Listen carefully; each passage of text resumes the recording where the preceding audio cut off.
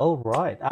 Let's get into it because today we're here to talk about agency, and it might be the most wanted, but also the least understood, and also least agreed ideas on work right now. So, at its core, I think the debate is simple. Is agency something organizations create or something individuals need to stand up and take? The research tells us that people thrive in autonomy, competence, and connection. Great. But research doesn't sit in your team meeting, people do. And that's where things get messy. Some organizations say they want agency, but quickly shut it down when things get uncomfortable.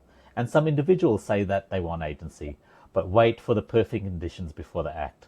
So today, we're not sitting on the fence. We have Nikki Tugano, founder and CEO of SeenCulture, coming with the view that agency is enabled by culture. If the environment isn't right, don't expect people to magically show up differently. We also have Peter Treloar, founder and CEO of TALY, taking the other side. At some point, you just have to take it. No one is here to hand agency to you. And my role in all of this? Ask the tough questions, keep it honest, encourage things to get a little bit uncomfortable, and try to keep everyone to time. And let's make sure we don't walk away with something that just sounds good, but something that changes things.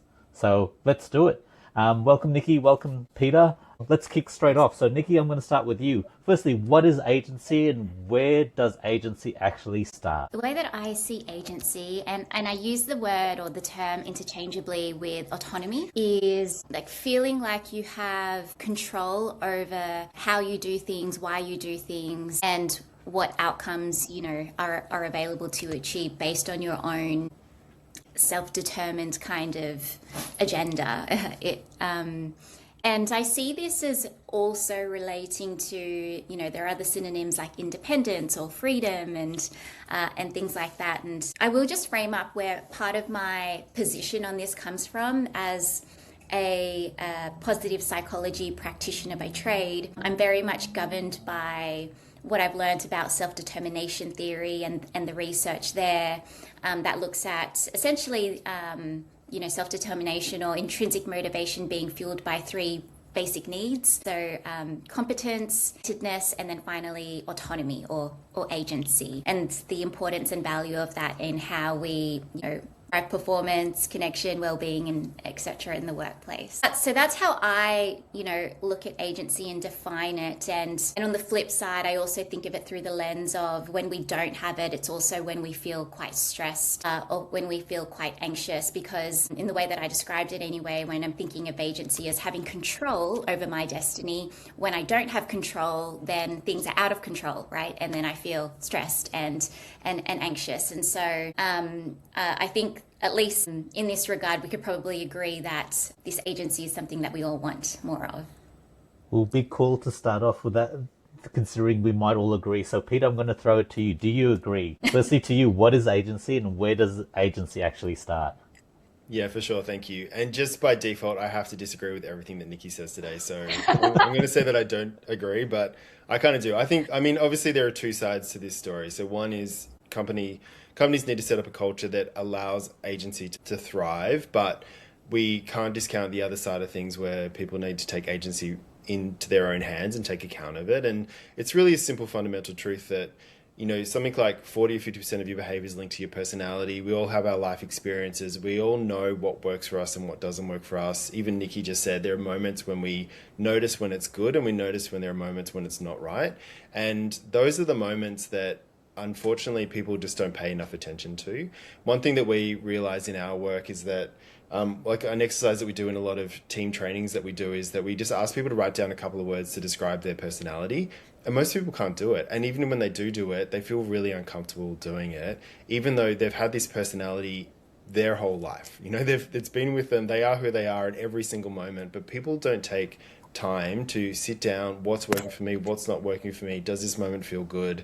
And agency, it is obviously a construct. It's obviously a theory. It's obviously something created in the environment that we're in. But there's only one person who can decide what feels right for you when it comes to agency, and that's you. And so it's got to start from the inside, having a moment of reflection, thinking about, what fits and what doesn't fit, and thinking about those moments. And, we find through research that, and potentially it's a humility thing, potentially it's a how you're supposed to operate at work. Potentially it's sort of part of being the tribe, trying to fit in with everyone else. But we find that people don't spend a lot of time just thinking about their own perspective and what's right for them and what's not right for them.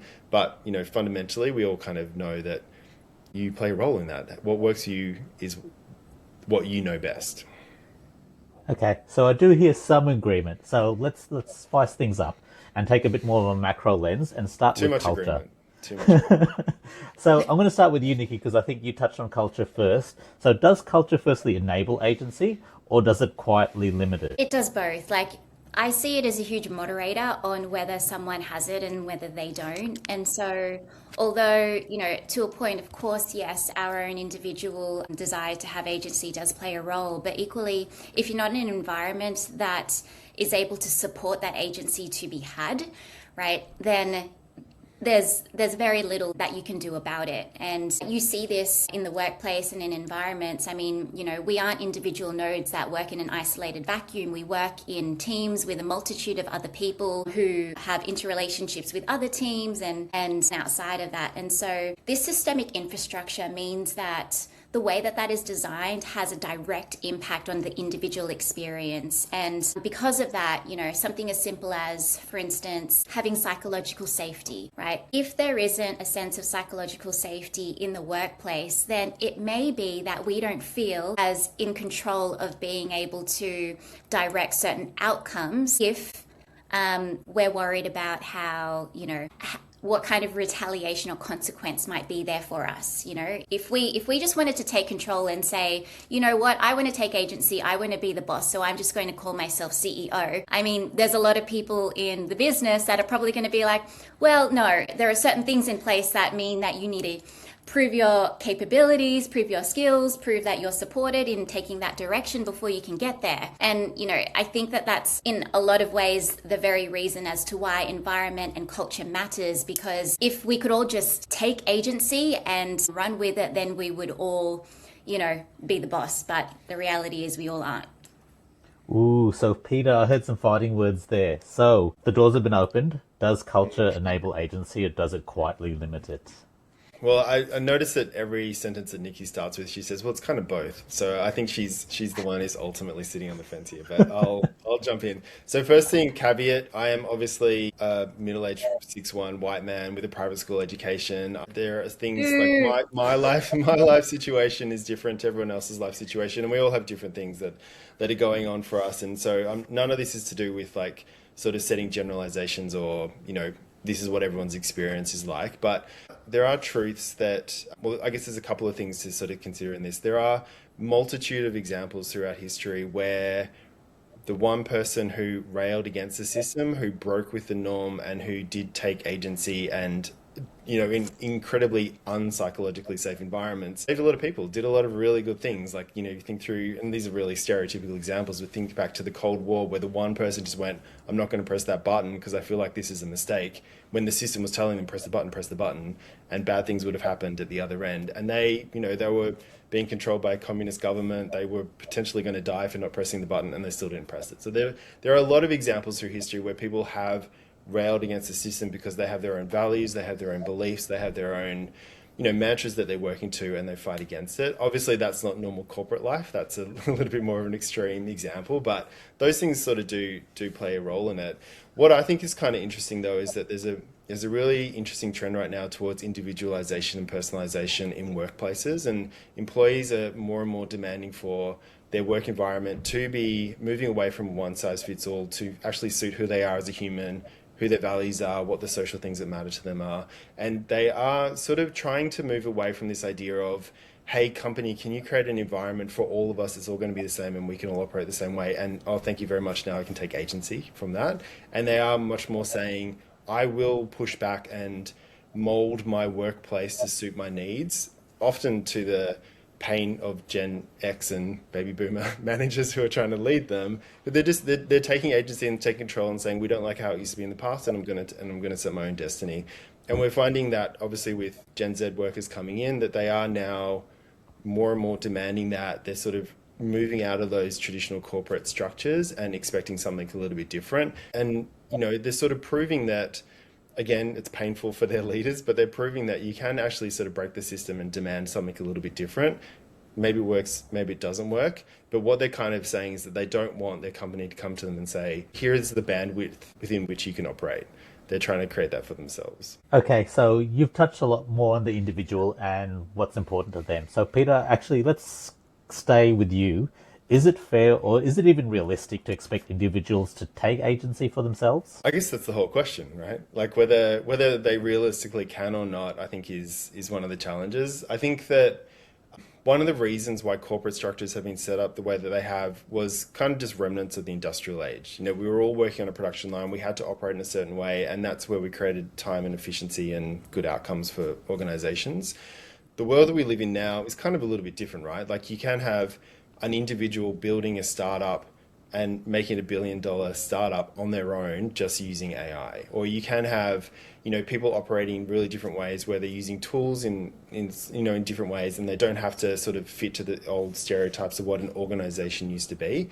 And when, you know, with the kind of new economy that we're working in where time, quality and price have all changed, we don't all have to be sitting in a room, operating in the same way, doing the same sort of things. And our ability to sort of go and create something differently, to jump out, to try something new, to sort of not necessarily like stand up and quit because your role's not working for you, but just find tools or resources or connections around the world that are going to support you to sort of be able to shape your role in the way that you want to shape it to. So when in the olden days, like, you know, when I first started working a million years ago, there were like you worked in a business, you learned from the people that you were working with, and that was your experience. And today you can actually try lots of different things, experiment with lots of different things, try and shape the culture that you're working in to help you sort of head off in the direction that you want to be heading off into.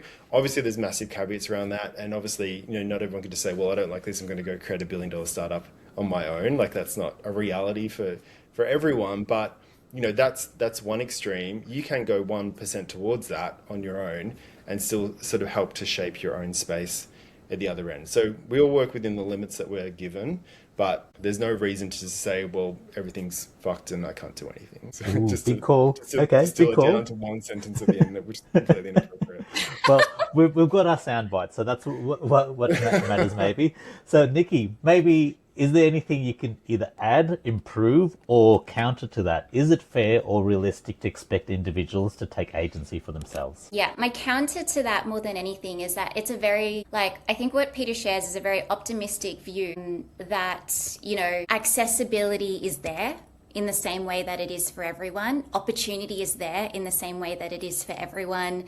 And the reality is it's not. And what that means is, although it is a lot more accessible for us to now do things like build our own startup and whatnot, there's also a certain level of experience or education or access that needs to be there as a bare minimum in order for us to know that, one, that opportunity exists, two, what to do with it, and then three, how to actually put it into action so that it has some meaningful impact, right? And it's all of these ingredients that really play a role. You know, you think of it, you know, from an individual traits perspective. An agency isn't an individual trait. You know, it's more than that. But you think of how much of, you know, one's performance or one's sense of agency is mitigated by the manager that they have at work, or the team or the workplace that they work within, right? Like, all of these factors aren't something that the individual often has a lot of control over. And the perfect example of this, and I'll say this as someone that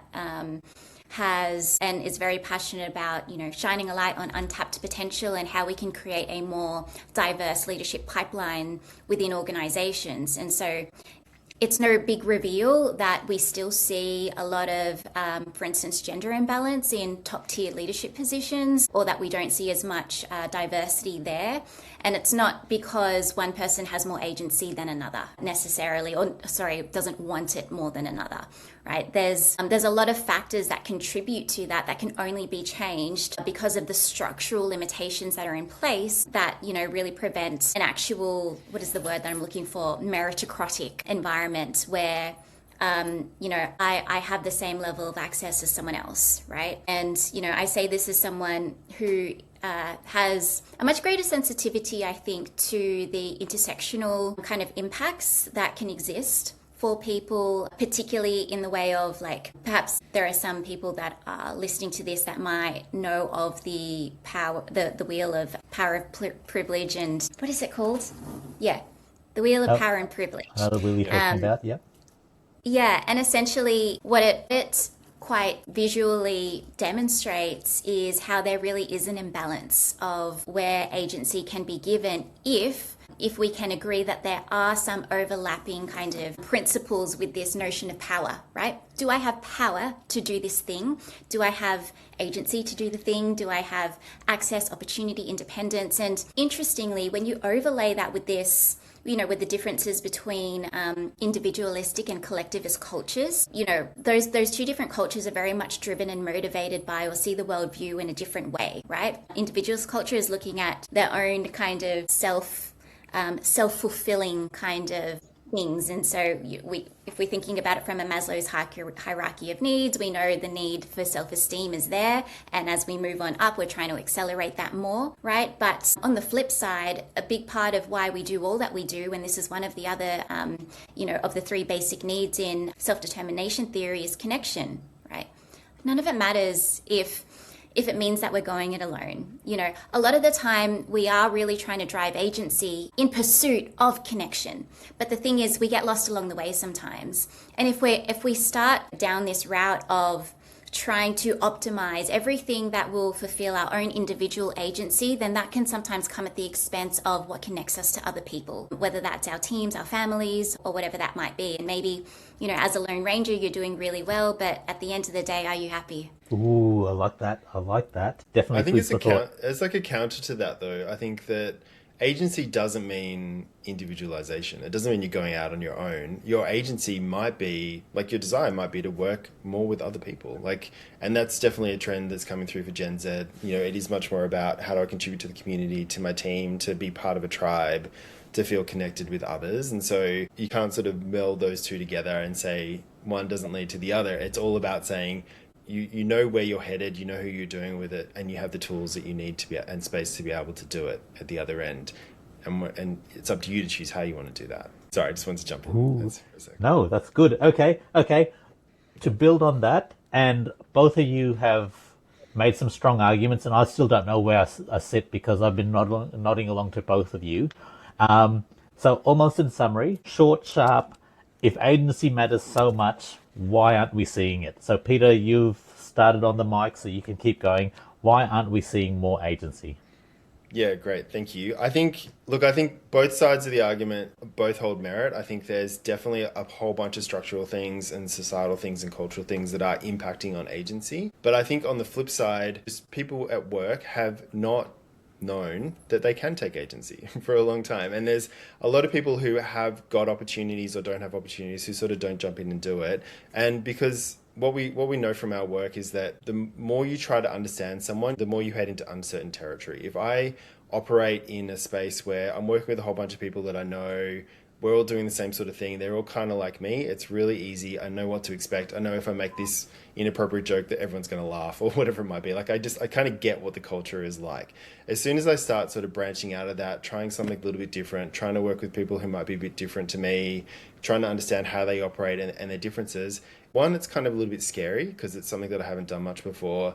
Two, it's kind of hard work because it takes much more effort to try something new, to put yourself out there and to take some of those chances than to just sit into the norm where you've always sat comfortably in the past. And three, it has an uncertain outcome at the other end. You just don't know what's going to happen. So a lot of people at the moment, and particularly right now in this kind of economic, whatever word you want to use to describe it, this situation that we're in right now, it's hard. Like people don't want to take chances. Everyone's very busy. Everyone's feeling there's a lot of concerns out there right now, a lot of burnout, a lot of other things going on. And so the step to actually taking that first move, and like I said before, it can just be a 1% change. It can just be stopping for 30 seconds and saying, how do I feel right now? Or does this moment work for me right now? Or what if I just tell my manager, I prefer if you spoke to me a little bit more like this and less like this? Just like those tiny little moments, even that can feel pretty overwhelming if you haven't got used to it and haven't got started. And so when you're operating from a sense of fear and uncertainty and kind of on the back foot a little bit, and taking that first step feels kind of hard and a little bit scary, it's really hard to take the first step. It's just a human nature kind of thing. And, on the flip side, we've got the social and economic environment that we're working in that's creating a lot of barriers around it as well. So, wherever you're starting from, whether you've had lots of opportunities, whether you've never had any, taking the next step to push it even further is kind of tricky for everyone. Okay, strong argument. Nikki, short, sharp, to the point. You've got the opportunity to close and win this debate. If agency matters so much, why aren't we seeing more of it? Actually, I think we're at time. Sorry, we won't be able to hear from you. Yeah, how's that for agency? It's been taken away from me. But this is exactly it, right? There's what I think is overlooked in your argument is that there is this assumption that people are all programmed the same way to be able to speak up and say, hey, this is what I want and need, and this is who I am, right? There's a lot of people in this world that aren't programmed that way, and are socially conditioned actually to see that as being argumentative or as being difficult or as being, I don't know, like self-indulgent. And I know for me, for instance, I've been culturally conditioned to, quieten my voice and be agreeable, right? And it's something that I've had to manually override the more and more I've needed to navigate this Western world that actually credits and rewards a different kind of being. And this is where, in order for me to stand out, then I need to speak up. When I used to speak up before, that was actually, not something that was encouraged for me. And so there's quite a lot of an experience that people have that feel like it's not necessarily, there are some people that might think that it's unsafe, but in a lot of ways, it's just not what they know and not how they've learnt to, go about doing things the way that they do. And so that's why in large part, agency is about the conditions and the environment and the culture that is there that make it okay for someone to take it. Amazing. As I said, I found myself nodding along to both of you. I don't know if that's a good thing or a bad thing, but firstly, that was fun. At points, a little bit uncomfortable, which usually means we were getting somewhere. So to summarize, the way I took it is, Nikki, you made it clear that if the environment doesn't create safety, clarity, and trust, agency struggles even to get started. But on the flip side, Peter, you pushed that at some point, you don't wait. You act and take ownership even when it's messy. But at the same time, I felt that both of you might have said the same things at the same time. So interestingly, what I found is you're both right, because this was never a binary choice. Agency isn't given or taken. The way what I got from this is that it's built and it's built together. Organizations may set the conditions. Individuals decide what they do with them. But here's the part that really stood out and shone for me, is that not everyone starts from the same place. Sometimes taking agency looks like stepping up and making the call. And sometimes it looks like asking for direction. It looks like asking for clarity. It may even be asking for permission. And what I learned is that that's not a weakness. That's how confidence is built. Because the first time you ask, you're probably learning the edges. The second time, you're actually moving a bit faster. And before you know it, you're not asking anymore, you're leading, and that's the shift. So my takeaway is that it isn't just take agency or just create a better culture. It's more about let's create environments where people can safely step in and also be the kind of person who actually does. So listening to both you, Nikki, and listening to you, Peter, that's where the magic of both your points shone the brightest. So thank you. Oh, that's beautiful. Thanks, Deepak. Thanks, Nikki. Wrapped in a perfect, pretty bow. Perfect bow. Well done. As always.